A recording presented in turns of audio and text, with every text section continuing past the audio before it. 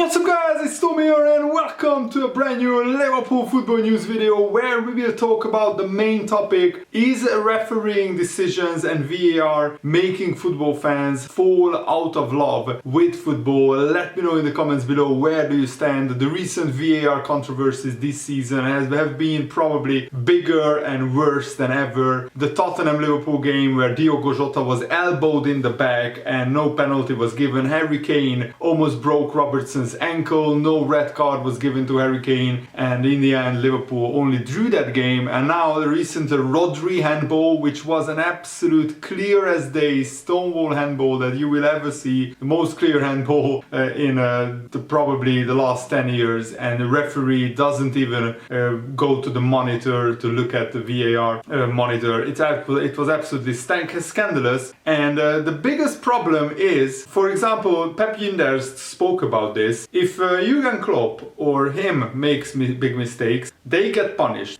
If players make big mistakes, they get punished as well. But if referees make big mistakes, the teams get punished. And the referees don't. They get away with it scot-free. And that is not right. They don't even have to come out in the media to do a bloody interview after the game to explain their decisions.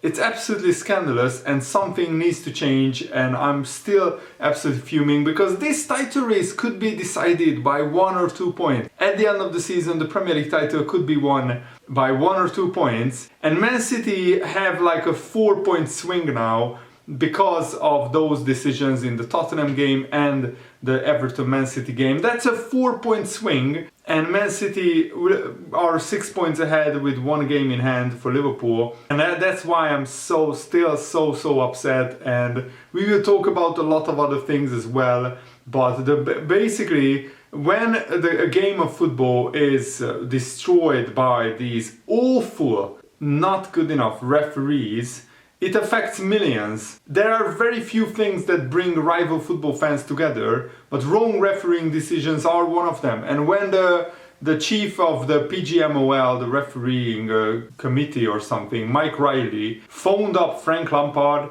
and also the Billy Kenwright, the Everton chairman, I would have slammed the phone on that guy so hard that the phone probably would break. Because what good does an apology do after the fact that Everton just lost a crucial point? And also you can't underestimate how much of a psychological blow it would have been to Manchester City to collect just 1 point from their previous 2 games after losing to Tottenham. Winning at Everton was crucial to them, and they got gifted that victory by that awful refereeing decisions. And all we ask for as football fans is fair and consistent refereeing decisions. And this is not just about Liverpool and Manchester City. Ask any football fan in the country, and most of them would say that they hate VAR and they hate how VAR is used in England, because there are so many mistakes affecting every single team in the Premier League, and VAR was brought into the picture to help reduce errors, and maybe it has done to some extent. But why can't you look at it properly? Why can't referees use the correct replay? They are using angles and replays that are basically inconclusive, and that's why they didn't give the Rodri handball as a penalty. When there are like 22 cameras broadcasting the Premier League games, you can use an angle which absolutely 100% is clear as day. And the funny thing about VAR officials is that there are just 4 instances in which they are required goal or no goal, penalty or no penalty, direct red card, and last a case of mistaken identity when the referee cautions or sends off the wrong player. And this dynamic VAR table on ESPN is being constantly updated by Dale Johnson. The picture it paints is not a very pretty one. One of the most shocking things that we have noticed is that VAR decisions rarely go against the decision taken by the on-field referee, something similar to umpire's call in cricket. But even in cricket, each team can have an appeal to take a look at one incident, and then the referee has to look at the monitor. And I would implement that in football as well. So each half, every team can have one time make the referee go to the monitor if it's necessary and take a look at a very controversial or contentious decision. And what is even more shocking is that VAR is being used almost all across the world, and its implementation is different in different countries and competitions. And that poses the question, why can't they analyze the league country in which there are least refereeing errors and use that as a benchmark of using VAR across the world? One of the games that comes to mind when VAR was horrendous was the beating between Liverpool and Tottenham. We already talked about that. Here are a few things that I think can help make referees a little bit more responsible when it comes to their decision making. Referees should be absolutely 100% a part of post-match interviews. This is possibly something that will not have a huge difference. Yes, I did believe that is something that could make referees a little bit more accountable. However, when it is up for discussion, it is something that will make referees up to public abuse. After all, we live in an age with zero tolerance and high offense. Referees should have hooked on microphones, having the entire refereeing team hooked up onto microphones so that we can hear their conversations and record them for future use is something that is effective and possible. In the Australian Football League, the referees are connected on microphones where we can listen to their conversations between all the referees, and they are also recorded. This is a good example of how referees can help justify decisions and also give closure to fans watching from all around the world. We just need transparency and accountability. That's all we want, and fair decisions. And maybe it's time to bring in foreign referees into the Premier League, because it's clear the English referees are just not good enough and they are defending each other in a closed shop. It's like a closed group of people defending each other, watching the other's back, and basically there is no accountability, and it's ripe for corruption as well, because there are no consequences to bad decisions. How can a multi-billion-dollar industry have referees with no consequences when they make mistakes? That is absolutely blows my mind. And some of the ex-players should become VAR officials, because referees, some of them have never played the game of football at a very high level. And that's I think not right, because they know the rules but they don't know the game sometimes, and it's clear as day that sometimes they are just not using common sense and not using their football brain, maybe because they don't have any. Oh my goodness. Bill Shankly said that the trouble with referees is that they know the rules but they do not know the game. On-field and VAR officials should be one team for the entire season. VAR officials should be part of the on-field refereeing team.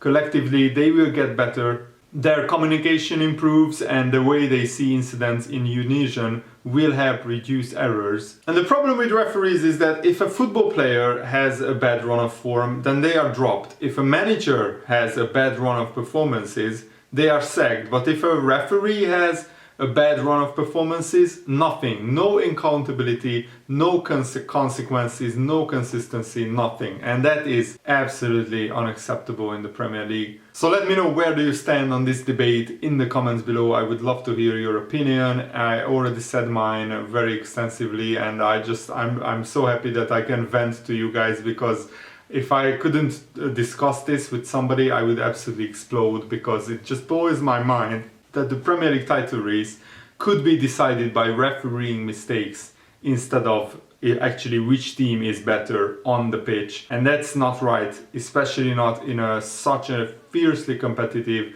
and otherwise brilliant Premier League. If you don't look at the Premier League refereeing mistakes, this is the best league, the most brilliant league in the world.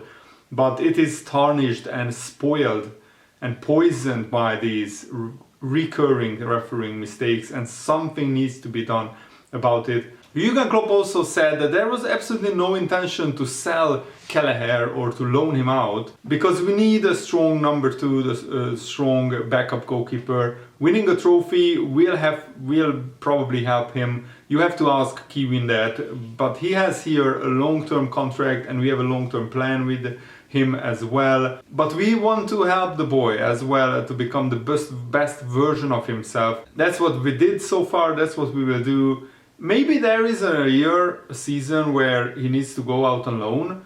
I'm not sure that it will be next year or the year after. It depends a little bit on other situations, probably on just my take on how other goalkeepers develop, because Liverpool definitely need a strong number 2 goalkeeper. And Jurgen Klopp shared what was the most difficult part of his job before the League Cup final. You have to drop people who don't deserve it. You have to make a matchday squad and leave some people out. The truth is, even without being on the team sheet for the final, the win is still just as much about them and what they did for us and this club. It's not the best comparison, but when you win a league title, it's not just the players who feature in the final match day who are considered champions, but everybody, all the staff at Liverpool, everybody contributed. And also Liverpool had a tiny bit of edge on Chelsea because Liverpool in pre-season worked with German based experts, Neuro 11, because they are experts in neuroscience, psychology and sports science, and they had been working with Jurgen Klopp's squad in pre-season, and they helped provide a list of players that would be best to take penalties in a high pressure situation. And Jurgen Klopp said, we worked together with Neuro 11, I'm not sure if you know about that, in the pre-season. You should have seen our training camp. The boys from Neuro 11 are training set pieces with the boys. The last few weeks each player went through a proper psychological drill to do penalties, corners, free kick as well,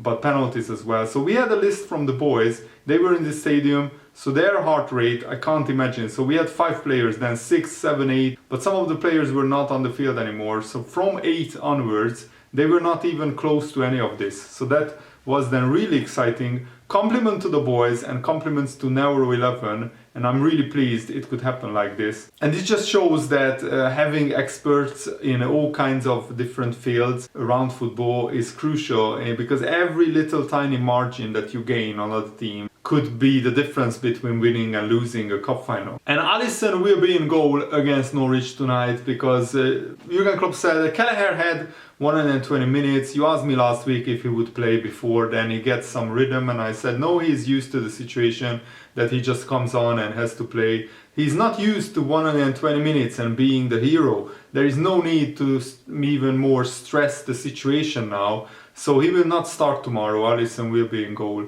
probably, and we need to take advantage of this momentum that Liverpool have. We need to get past Norwich and go into the FA Cup, I think 6th round, which is like the last 16, I think, or maybe the quarterfinals. Yeah, it's the quarterfinals up for grabs for Liverpool and Norwich tonight. So I really hope that Liverpool get past Norwich and get to the FA Cup quarterfinals, because it's very important that Liverpool go as far deep into the FA Cup as possible. We are still on for every trophy possible this season. So come on Liverpool, let's knock Norwich out. I really hope that you guys enjoyed this video. Have a nice day. See you later. Good night.